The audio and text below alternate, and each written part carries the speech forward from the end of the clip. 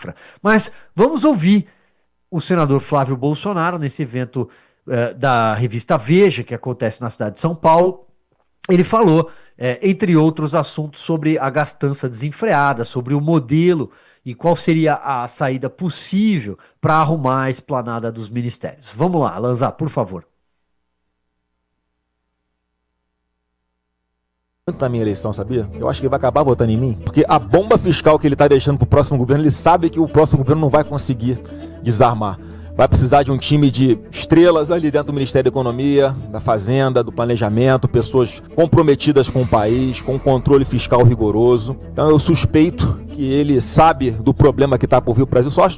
Eu acredito que eles tenham calculado errado. Pode ser que eles tenham calculado que essa bomba fosse explodir no ano que vem. Mas pelo que a gente está vendo, a bomba vai explodir este ano ainda. A inflação chegou, pessoal.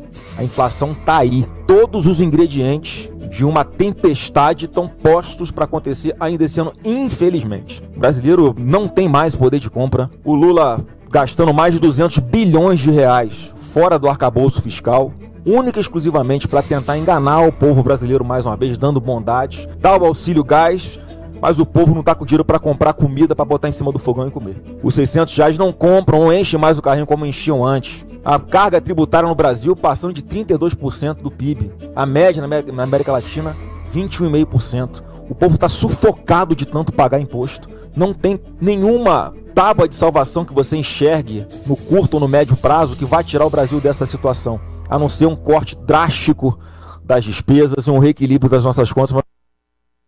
Tá aí. Pois é, a fórmula que ele traz, que muitas vezes é a fórmula do remédio amargo, porque o governo, quando assume e é preciso cortar na própria carne, é um governo que arrisca a própria popularidade. Que é um exemplo, Javier Milei na Argentina. Foi exatamente o que fez. O modelo da motosserra, como ele brincava. Ele chegou cortando benefícios do funcionalismo, cortando cargos, cortando verbas que eram verbas praticamente desperdiçadas em várias áreas, cortando gastos correntes, ou seja, é um governo que precisou, né, cortar na própria carne. Isso é uma saída necessária. Mas o senador Flávio Bolsonaro aponta para a readequação dessa esplanada dos ministérios. Não precisa ter tantas pastas para essa companheirada. É preciso fazer um novo jeito de fazer política. É preciso achar uma nova fórmula de você conseguir construir também maioria no Congresso Nacional e não só entregar cargos para todo lado. Isso a gente sabe que também acontece. Isso a gente sabe que acontece. No governo, o PT foi assim. Quando o PT assumiu o poder em 2003, o PT não queria lotear a esplanada e todos os cargos possíveis para os partidos políticos que formariam a sua base. Isso porque naquela época o Lula ganhou com tamanha dianteira, havia aquela onda vermelha no Brasil.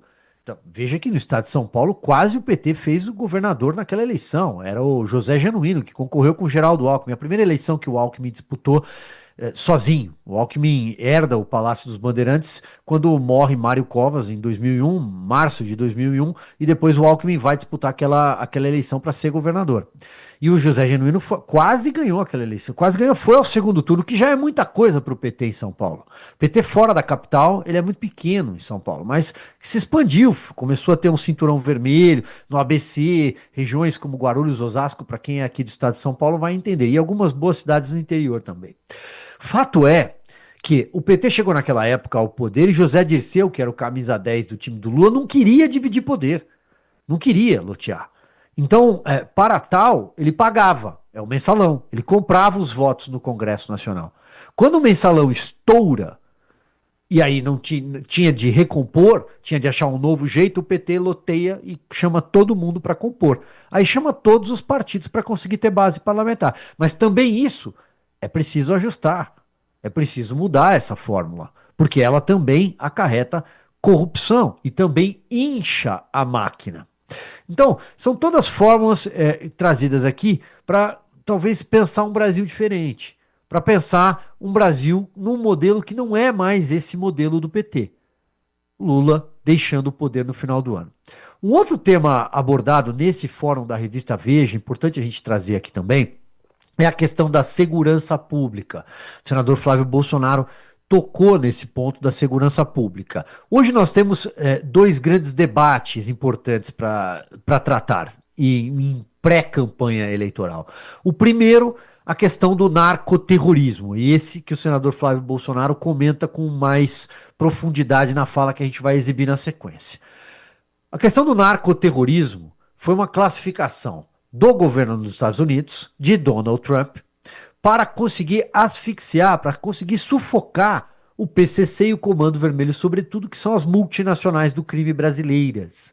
São multinacionais tão impactantes e tão perigosas para o nosso continente quanto cartéis de outros países vizinhos, cartéis de drogas. Sabemos que alguns vizinhos são produtores de drogas, sobretudo cocaína, a Colômbia, a Bolívia, o Peru, a Venezuela. E o Brasil é o grande corredor para mandar estas drogas para outras partes do planeta. O Brasil abastece esses mercados. A Europa, a droga que chega aos países da Europa sai do Porto de Santos, por exemplo. Não é exagero dizer que a grande maioria sai do Porto de Santos. Também a outras partes, para próprios Estados Unidos, na América. O Brasil também abastece, sai de Santos e abastece outros países aqui do nosso continente. Chega do outro lado do planeta também, em outros continentes. Então, como sufocar? Não adianta só que países produtores, alguns deles mudando de mãos, como disse há pouco, o Peru e a Colômbia restam, a Bolívia já mudou, mas eles mudando de mãos, eles aderem ao Escudo das Américas, que hoje tem 14 nações. Eles fazem parte deste plano capitaneado pela Casa Branca para tentar acabar com cartéis, com o crime organizado, com o tráfico internacional de drogas. Mas o Brasil não queria aderir. Lula não queria classificar PCC e Comando Vermelho como narcoterroristas, o que era o rótulo, a classificação para justamente esse plano ser eficaz. E aí os Estados Unidos tomaram a decisão, o secretário de Estado Marco Rubio tomou essa decisão, comunicou ao mundo e Lula se revoltou. Me recordo aqui de mais de uma vez no nosso radar exibir falas de Lula irado, derramando bile, com o fígado, nervoso. E numa fala, que a imprensa trata como escorregão, gafe, derrapou, ele fala em nossos criminosos. Mas enfim, é o Lula. A Janja também, né? Que diz que teme a bala do Estado. Eu acho que quem devia temer bala de Estado era bandido. Ponto é que este é o principal debate. Mas tem um outro debate que emergiu na semana passada com a votação na Câmara, na CCJ, Comissão de Constituição e Justiça, da redução da maioridade penal. Eu até fui buscar alguns dados interessantes sobre maioridade penal, que eu vou trazer para vocês daqui a pouco, para a gente jogar luz, porque para tentar derrubar essa narrativa da esquerda, de que a maioridade penal, de que a redução não pegaria tantos jovens. Vamos fazer um recorte, mostrando idade por idade, os crimes praticados, quantos deles estão recolhidos em unidades para adolescentes, protegidos pelo ECA. A gente vai mostrar tudo isso. Mas antes, vamos ouvir o senador Flávio Bolsonaro tratar do assunto segurança pública. Seus adversários têm dito também que assim, a visita ao presidente Donald Trump acabou depois provocando o tarifaço, né? O que o senhor tem a dizer sobre isso? Maurício, isso aí é a narrativa falsa, como sempre da esquerda, né? A mentira virou um método do PT. E a partir do momento que eu fui convidado para ir aos Estados Unidos, né, o presidente da maior democracia do mundo faz um convite a um pré-candidato. Eu não fui institucionalmente como presidente da República, que eu não sou ainda. E o pedido que eu faço a ele de classificar como terroristas Comando Vermelho e PCC, já que viraram organizações, né, que levam o medo coletivo, né, que impõem as suas próprias regras em diversas áreas que eles dominam em todo o Brasil. Mais de 25% da população, Maurício, vivem em áreas dominadas, né, por esses narcoterroristas, e lavam dinheiro aqui no Brasil e a sua atividade criminosa ultrapassa as fronteiras do Rio de Janeiro, de São Paulo, do Brasil e da América Latina.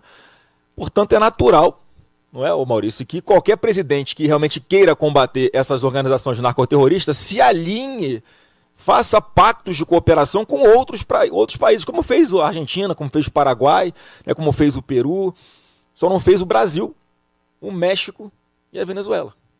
Isso é muito simbólico de o Brasil não estar participando do Escudo das Américas, por exemplo, né, porque essa cooperação internacional é fundamental para sufocar, para asfixiar financeiramente essas facções, que é o que eu vou fazer a partir do ano que vem. Então, Maurício, eu fui pedir isso para ele, e incluindo, também pedi nas reuniões que eu tive lá, que não houvesse a tarifação das empresas brasileiras. Ainda falei assim, as empresas brasileiras são as mais taxadas do mundo pelo governo Lula. Nós temos uma carga tributária que está passando de 32% em relação ao nosso PIB. É sufocante, não tem como pagar. Se as empresas brasileiras fossem mais penalizadas ainda pelo governo americano, seria muito danoso para nós aqui no Brasil. Então pedi que não houvesse isso expressamente. Ainda falei, olha, a partir de janeiro de 27, o Brasil terá um presidente da República que vai sentar nessa mesa de negociação de igual para igual e vamos ver o que é melhor para as nossas empresas, para as empresas brasileiras, para as empresas americanas, para a nação brasileira, para a nação americana. Vamos chegar num bom termo sem precisar botar tarifação, essas tarifas sobre a mesa, o Maurício. E mais, ainda reforcei depois um pedido com uma carta diretamente ao secretário de Estado, Marco Rubio, falando exatamente isso, que não havia essa necessidade e que não seria justo que isso acontecesse. Agora, a única pessoa que quer tarifa no Brasil é o Lula, porque ele acha que ele vai ter um benefício eleitoral com relação a isso. Se as empresas forem tarifadas, vai querer jogar na conta de outra, do Bolsonaro. Ele faz a força tremenda para que isso aconteça. Quer dizer, ele não está nem aí para as empresas brasileiras. Que presidente da República é esse que coloca um projeto de reeleição, um projeto de poder à frente dos interesses do povo brasileiro? De USA Brasileiros, porque tá chegando a hora do Mundial e você pode adquirir esse chinelo maravilhoso temático da Copa do Mundo lá no site da USA Brasileiros, uma empresa mineira que bolou essa coleção aqui exclusiva, edição limitada da Copa do Mundo, com chinelos dos países sede, tem também o do México, tá ali com o Totonho, e tem também do Brasil para você esquentar o seu pé na torcida pela seleção brasileira.